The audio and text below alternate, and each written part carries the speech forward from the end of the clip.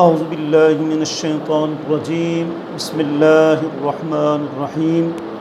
ناظرین، ناظرات، سامعین، سامعات، آج کا ہمارا موضوع ہے عوام میں بعض پھیلے ہوئے مغالطوں کا سائنس کی نظر میں جو ہے وہ ازالہ۔ دیکھیں، دور کے بدلنے سے، حالات اور زمانے کے بدلنے سے،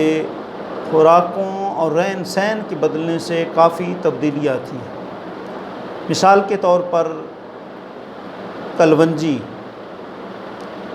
اس کے اندر آقا رحمت صلی اللہ علیہ وسلم کا فرمان ہے کہ ہر بیماری کا علاج موجود ہے سوائے موت کے۔ شہد کے اندر حضور نے فرمایا قرآن اور شہد میں شفا ہے، شہد کے اندر شفا، تو کوئی شک نہیں شہد کی شفا ہونے میں اور کلونجی کے جو ہے شفا یاب کرنے میں۔ لیکن اب دیکھیں، اب سائنس، موجودہ سائنس کہتی ہے کہ اگر کوئی بندہ کلونجی کا استعمال کرتا ہے تو وہ کرے جو بلڈ پریشر کا مریض نہ ہو۔ اگر بلڈ پریشر کا مریض جو ہے وہ کلونجی استعمال کرے گا تو ظاہر بات ہے کہ پھر اس کو جو ہے وہ نتائج نہیں ملیں گے جو ملنے چاہیے۔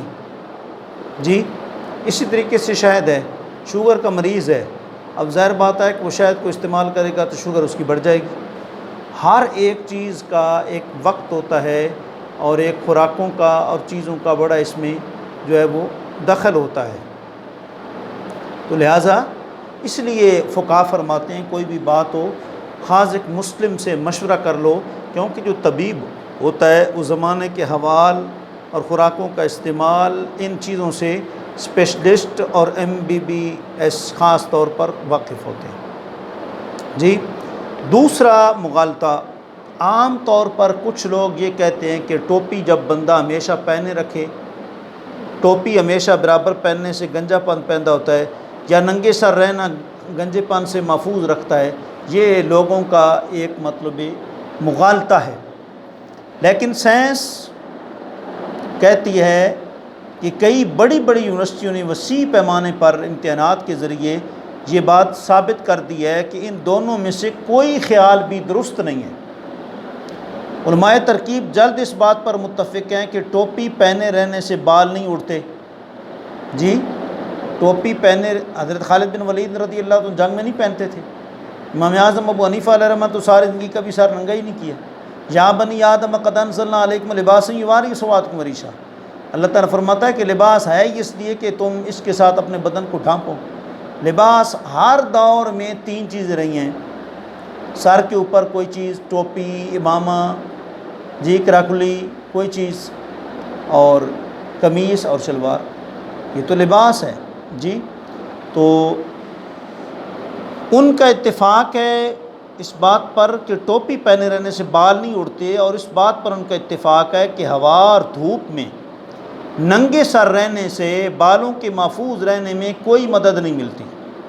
بالوں کے مشہور ماہر ڈاکٹر لی میک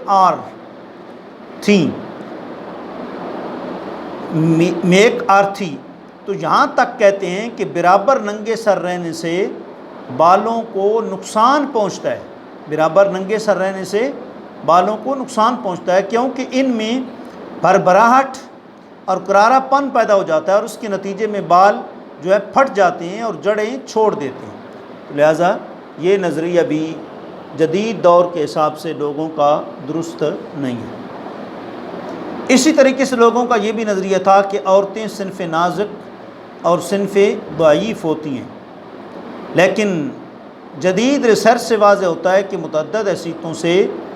عورتیں صنف قوی ہوتی ہیں، جسمانی حیثیت سے وہ کافی تندرست رہتی ہیں اور چست و چلاک ہوتی ہیں، پھر پھرتیلی ہوتی ہیں،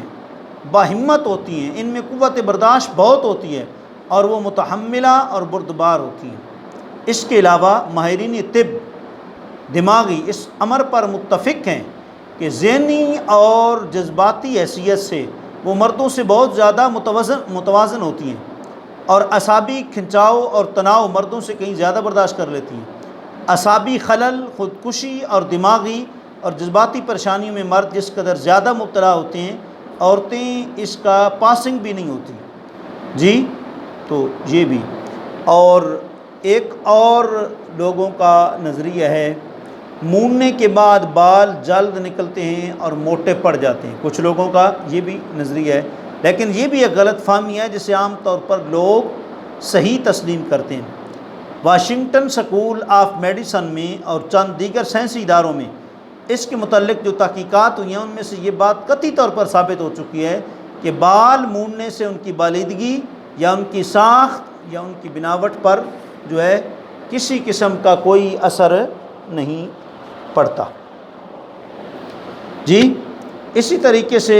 یہ بھی ایک عام لوگوں کا مغالطہ ہے کہ مردوں کی اکثریت سرخ سفید اور جو ہے گوری عورتوں کو پسند کرتی ہے، لیکن یہ بات قطعاً غلط ہے۔ اکثر ملکوں میں وسیع پیمانے پر تحقیقات سے معلوم ہوا ہے کہ گورے رنگ کے مرد عموماً گورے رنگ کی عورتوں کو پسند کرتے ہیں۔ جی اسی طریقے سے ایک یہ بھی لوگوں کا مغالطہ ہے کہ حد سے زیادہ کام انسان کو عصبی المزاج اور زود حس بنا دیتا ہے۔ یہ خیال بھی جو ہے غلط فہمی پر مبنی ہے۔ مستند ارباب طب اس بات پر متفق ہیں کہ حد سے زیادہ کام اور محنت و مشقت سے خلل اعصاب پیدا نہیں ہوتا، فساد اعصاب کا سبب قریب ہمیشہ پریشانیاں، خوف اور باطنی اویزشیں ہوتی ہیں۔ دماغی طب کے ماہر تو اکثر خلل اعصاب کے مریضوں کو اور زیادہ محنت و مشقت میں مشغول ہو جانے کی ہدایت کرتے ہیں، کیونکہ زیادہ محنت اور جفاکشی کے ساتھ کسی کام میں برابر مصروف رہنے سے مریض کو پریشان ہونے کے لیے وقت ہی نہیں ملتا، تو لہٰذا جب پریشانیوں سے وہ جو ہے وہ آزاد رہے گا، اس صورت میں بیماریاں جو ہیں اس کو وہ جو ہے وہ کم لگیں گی۔ اور یہ بھی ایک لوگوں کا مغالطہ ہے کہ خوفناک خواب جب دیکھتے ہیں تو ڈر جاتے ہیں، لیکن ان سے کہتے ہیں ہمیں کچھ نقصان نہیں پہنچتا، تو یہ بھی کہتے ہیں کہ مغالطہ ہے۔ ڈاکٹر مارس چیڈیکل اور دوسری مستند تحقیقات کرنے والے کہتے ہیں کہ شدید اور بار بار نظر آنے والے خوفناک خواب دماغ کی بیرونی تہہ کو نقصان پہنچا سکتے ہیں اور اعصابی امراض مثلا مرگی، فالج، جی لقوہ، مال خولیہ وغیرہ پیدا کر سکتے ہیں۔ اور ڈاکٹر چیڈیکل نے بہت سے ایسے لوگوں کے خوفناک خوابوں کا ذکر کیا ہے جن کی جان انہی خوابوں نے لی ہے، لیکن عام طور پر لوگوں کو خوفناک خوابوں سے اس وقت تک پریشان نہ ہونا چاہیے جب تک کہ ان میں شدت نہ ہو اور وہ بار بار نظر نہ آئیں۔ اگر یہ حالت پیدا ہو جائے تو جلد سے جلد کسی دماغی کے ماہر سے مشورہ کرنا ضروری ہے، کیونکہ خوفناک خواب خطرناک بھی ہو سکتے ہیں۔ پھر بالخصوص آج کل کے جو لوگ ہیں